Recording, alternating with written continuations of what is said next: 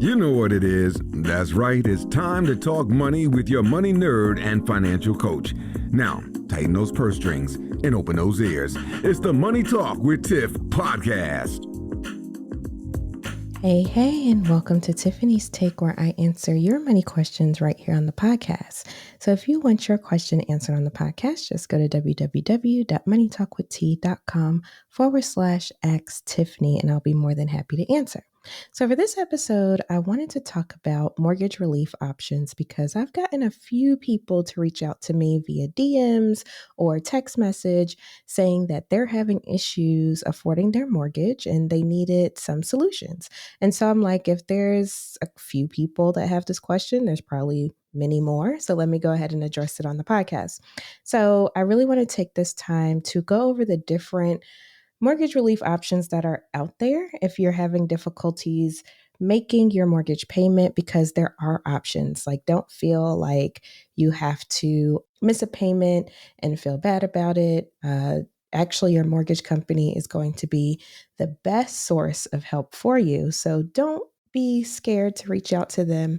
I know you can feel bad, like, oh, well, if I reach out to them about not being able to make a payment, will they like now flag my account or, think I can't afford this house anymore? And that's just not the reality. They're there to help you and make sure that you can, continue to live in the house more affordably. Because let's be realistic. It's going to be a lot of work for them if you don't live in the house anymore, like if it has to go into foreclosure, or, there's a short sale involved or what have you, which I'll talk a little bit about later. It's just more headache for the mortgage company. So they want to make sure that they keep you in there and try to exhaust your options, at least to keep you there. So let's go ahead and hop right in. So, of course, with a lot of these options, there will be an impact on your credit score. And then also want to explain equity because that comes up in a little bit in a few of these options. And equity is the difference between what you owe and how much the house is worth. So just keep that in mind. And there might be some government programs out there that can be helpful as well. So I'm not really going to go into those because there's so many and it's so much variety, but definitely do like a Google search or ask your mortgage loan company if they know of any government programs that can help. I know with COVID, there were a lot of programs. And even before COVID, there are generally some nonprofits and all types of resources out there. So do your research. This is not an all-encompassing list. I just wanted to expose you to some of the options that I know and I've heard about people using. So, first and foremost, refinancing. So, if you're unable to pay your mortgage, you may be able to, and there's equity in your house, remember equity, you may be able to refinance. Now, refinance means that you are pretty much getting a new loan on the house. And if you have equity, it could make the payments a little lower.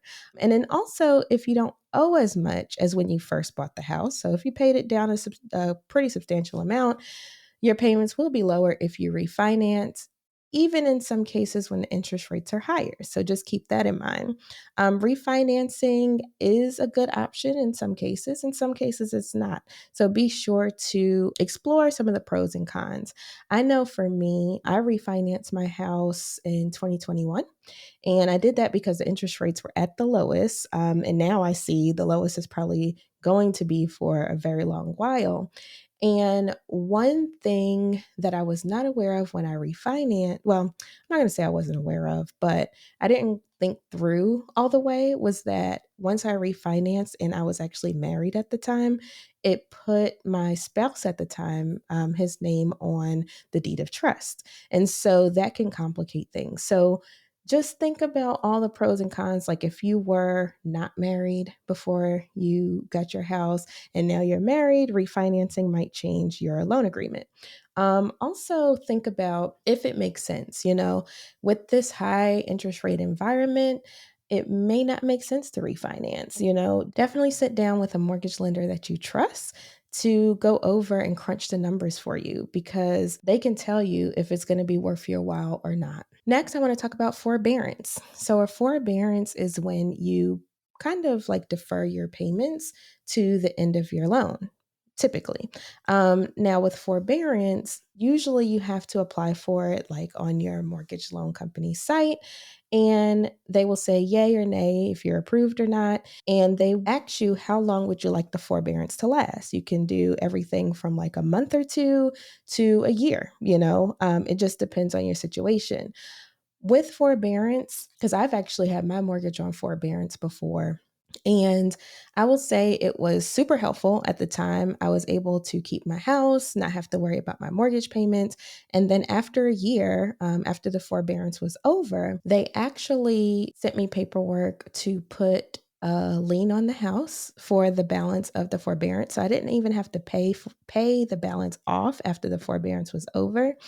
It actually got added as a lien. So that means I don't have to worry about that amount until I sell the house or I pay off the original loan. So that's something to keep in mind. With the forbearance, it did not affect my credit score in any way. It didn't report to my credit in any way. They still just reported that I was paying on time, and all of that stuff. Now, if you get to the end of the forbearance, definitely speak with them and see what options are available. Because at first I thought that I was going to have to pay that whole amount.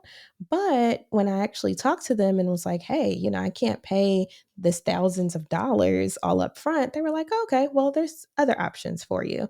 And I didn't really have to talk to anybody for the forbearance process. I did most of the steps online. So if you're nervous about talking to someone over the phone, don't worry. Most mortgage companies, I'm not going to say most, some mortgage companies, because I don't know, some mortgage companies do have the option of taking care of everything online. That goes into the next thing, which is loan modification. So you may be able to speak with your mortgage provider and see if they're able to modify your loan for you. Now, loan modification could look like they increase the length of your loan, therefore, you have lower payments. It could look like so many different things. So just see if it's available for you. Have a conversation, see if they're willing, what they can offer you, and then see if it makes sense for you. But loan modification is also another option that may can help in that situation. All right, so now we've gone through all of the ways that you can keep your house while not being able to, maybe afford the payments right then. Now, I want to get into some of the options if you're unable to keep your house. So, first and foremost, there is a short sale. So, what is a short sale? A short sale is a transaction where the owner sells their property for less than the amount owed on their mortgage. So this usually happens when, you may be facing financial hardship and the home's market value has fallen below the mortgage balance. So to take advantage of this, first you would consult with your lender, see what they suggest, see if there's any other options before you get into that, and then see if they're like, this might be the option that you need. Then the lender will review the proposal because this all has to go through them. Because, mind you, they will get the short end of the stick because they're not being paid back in full. Then the property is listed for sale, and then it goes through a whole sale and approval process. Now, it could be a practical solution if you're facing financial hardship, but it also has some challenges. So it could impact your credit score, but it is often seen as a better alternative than foreclosure, which can have more severe implications, which I'll talk about next. But it could also affect your credit score for the long term. So you definitely want to make sure that you understand all of the pros and cons with this. Now, it may not be easy. It may be hard to find a buyer. It may be hard to, get it through that whole process. But sometimes it's better to just let the house go, cut your losses, and then move on from there versus being in a, kind of a downward spiral. So always check with your lender, see what your options are. If they say that might be in your best interest, then think about it. But also, I would get a second opinion as well, just to make sure that that's the best option for you. I would also say before you get into these last two things, the short sale and the foreclosure, get with someone like me, like a financial counselor or someone even at nonprofits. They will help you go through your options to see if that's the best route. Because it may be something simple that you could be doing instead. but sometimes it's best that an outside person looking in, they have a different view of your situation because they're not in it. So they may be able to see some spots where you can't see, where you're a little blinded. All right. So, anyway, the next one is foreclosure. So, I think most people know what a foreclosure is, but if you don't, foreclosure is when you would have to pretty much get rid of your house and the lender takes it from you and then they have to sell it.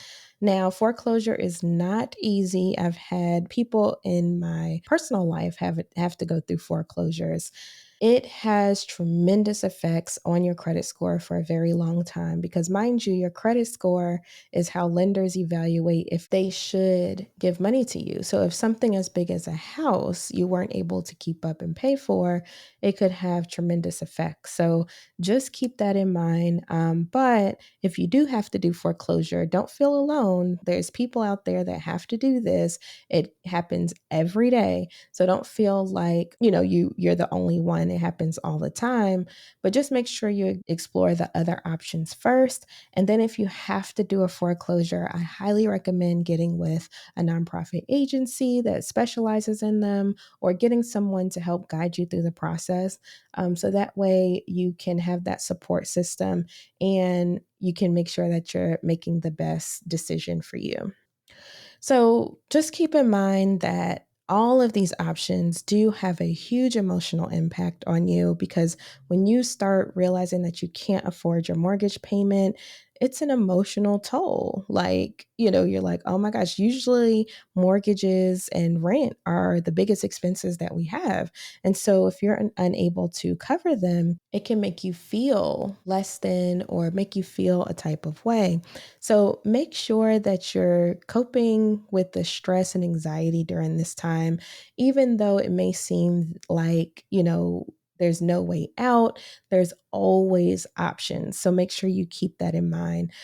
Seek support from your friends, your family, or like I said, financial professionals that may be able to help you, talk through the options. A lot of times, I've even had clients that thought that they would need to do bankruptcy or thought that they needed to do a foreclosure. But after we sat down with the numbers, we realized that the situation wasn't as dire as they thought. And so sometimes, like I said, it just takes an outsider looking in to help you just recognize where you are. So keep that in mind as well. Just to recap all the options that I discussed, we have refinancing, forbearance, loan modification, which you can always talk with your lender about those. Then we have the short sale and the foreclosure. You have to go through your lender for the short sale and then foreclosure. You may also need to talk to them as well. So if you didn't catch anything else from this, if you're having issues affording your mortgage payment, call your lender. Call them people. I promise it's not going to look bad on you. They want to help you as much as you want to stay in your house. And so just keep that in mind. So thank you so much for tuning in to the episode today. And hopefully this helps someone if you are going through this process and not able to pay your mortgage payments. There are options out there and don't be afraid to use them. They are there for a reason. Please, please, please share this podcast with others who might find it helpful. Please also subscribe, leave a review, and make sure that you are tuned into these podcast episodes because they are super helpful. And even if the topic doesn't resonate with you, it may resonate with someone in your immediate family or your circle. So keep that in mind and be sure to share it along. Thank you so much for tuning in, and I hope you have a wonderful rest of your day. Bye. Thank you for listening, joining, and being a part of the Money Talk with Tiff podcast this week.